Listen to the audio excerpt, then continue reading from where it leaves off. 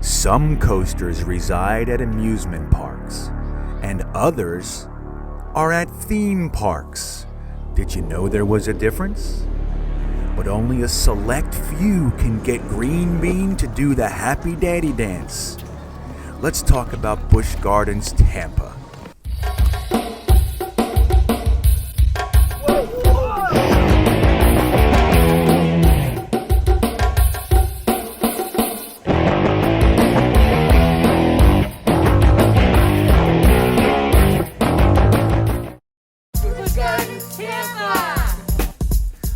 So hello everyone, this is GreenBean with Full-Time Coaster Tour, and our national trek took us down to Tampa, Florida to visit one of our favorite parks, Busch Gardens Tampa. We're actually season pass holders up at Busch Gardens Williamsburg, so we get to go to that place a lot more.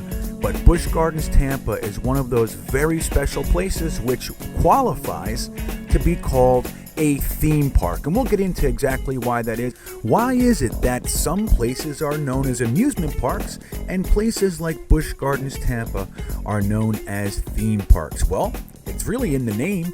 It goes with the word theming. It's inherent. And I'm going to show you what I mean right at our first stop. So when you walk into Busch Gardens Tampa, if you head to the right, you're going to come into an area where a lot of the people really commune. You'll see the crowds really pick up right by Cheetah Hunt. And that's kind of the entrance to a section of the park that has a high concentration of the best roller coasters in the place. Now look at the theming for Cheetah Hunt. You'll see there are live cheetahs right there, and sometimes they'll do the live cheetah shows where they run 80 miles an hour or whatever it is. And it's just so much cooler than when you go to like Six Flags and see a parking lot coaster. So we're going to go ahead and do our first POV for the day. We're going to take a ride on Cheetah Hunt, the Intamin Blitz coaster, which starts with its signature figure 8 move up there at its highest point.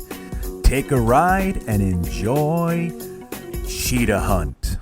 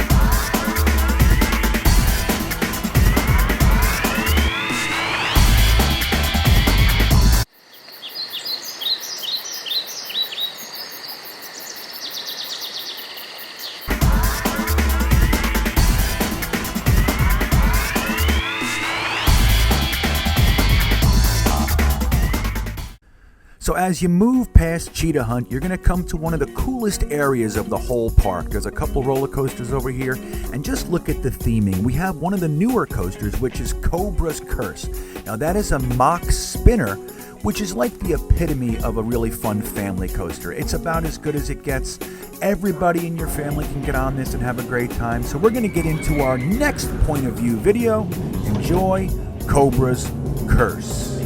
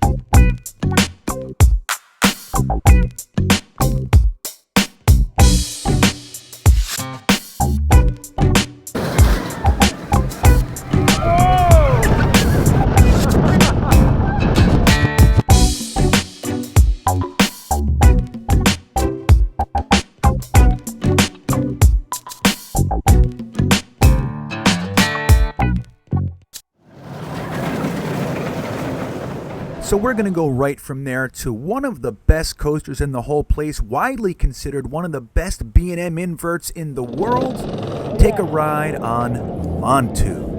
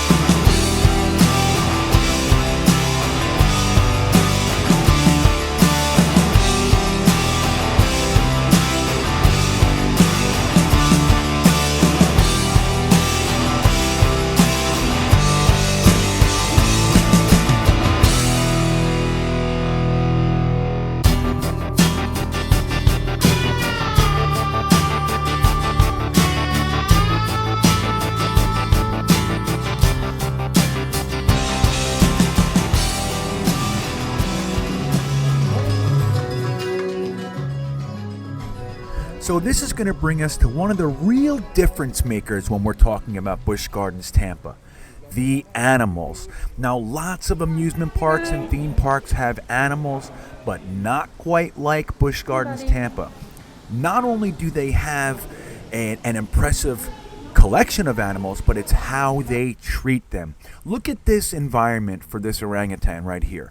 He can move and kind of play at his leisure. He's not poked or prodded or stuck in a cage or anything like that. Busch Gardens Tampa does an exceptional job of taking care of their animals. Look, you can see lemurs right there. What is there, 20 of them in there hugging each other? They have the lion area. They have the entire Serengeti.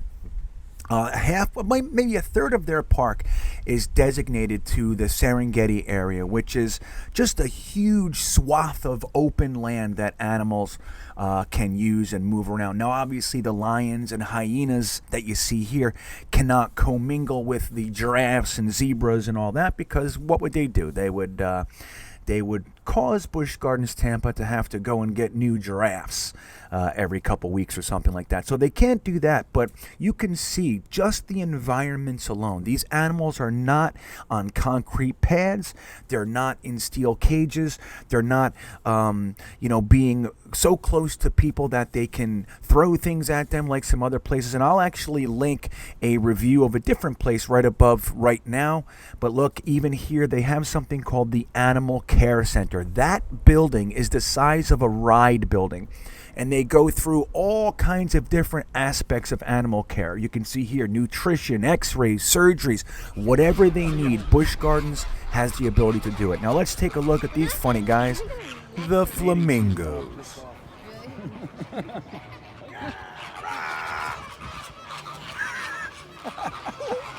Look at that guy. Look at that guy. Look how big my wings are. Come here. Look at my wings. Look at me. Look at my wings. We all did it at the same time. Look. So there are a couple really great ways to view and enjoy the animals. One is the sky ride, which flies right over the Serengeti, and then the other is the train. As you can see here, this is a current map, and you can see the Serengeti on the top right there, the train that goes around it. But I want to show you too the 1986 map, which was the first time I went there. Look, they didn't change anything as far as the size of the Serengeti. This was a part of who they are as a theme park. It was always about the animals. They've added coasters and they've added rides and some other show type elements over the years, but the truth is that Busch Gardens Tampa was about the animals right from day one, and they haven't changed a thing other than to add animal capabilities and add to their collection. So it's really wonderful to see animals in this type of an environment, because zoos aren't really the thing anymore. So we're going to take a ride on our next point of view, which is the world famous Schwarzkopf 1980 roller coaster called the Scorpion. This was the only ride that was there when I went and visited in 1986. It's the only ride that's still there today. Go ahead, take a ride, enjoy Scorpion.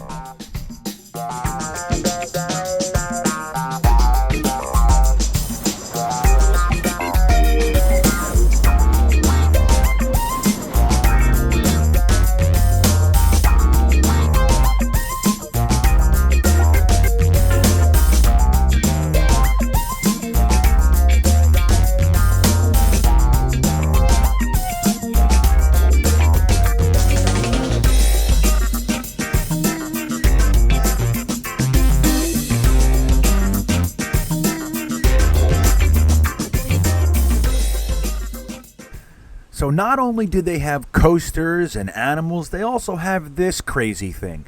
This is the world's tallest drop tower. Now, I didn't get to go on this, and I'll tell you exactly why. It's because I'm afraid of it. See, this isn't like every other drop tower in the world. When they bring you 335 feet in the air, they invert you so your face is facing downward so they can mimic a dive from a falcon. Here's a little picture of what that looks like. And I'm going to tell you right now, nope.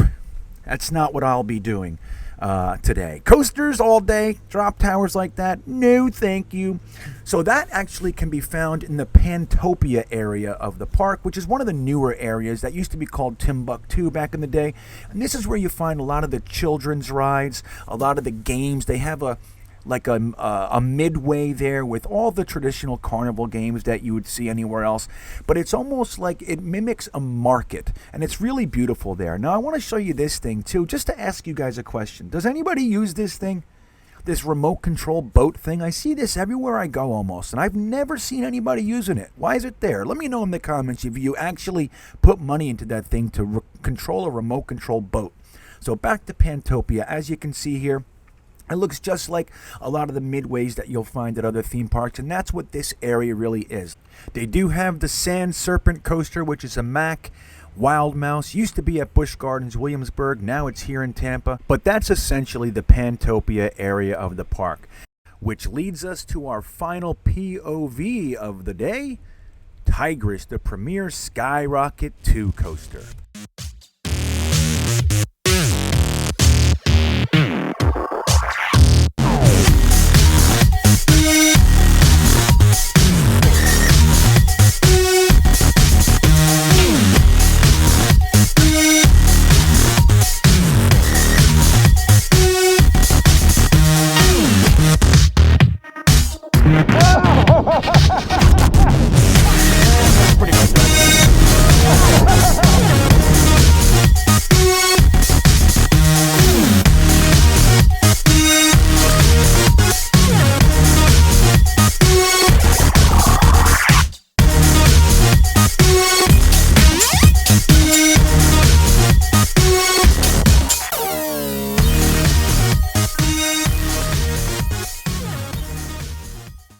Did I say final POV? Let me throw in one more partial POV for you. This is Cumba, the 1993 B&M Looper. Now this is part of what people like to call old B&Ms, when they used to build more aggressive coasters. Now Cumba is one of the more beautiful rides at the park, and let me tell you something, it really holds up well for being built in 1993. Still one of the better coasters in the entire place. I'm going to show you just a partial POV because I ended up putting the GoPro off on the side, so it gives you an incredible side view that's not traditionally seen.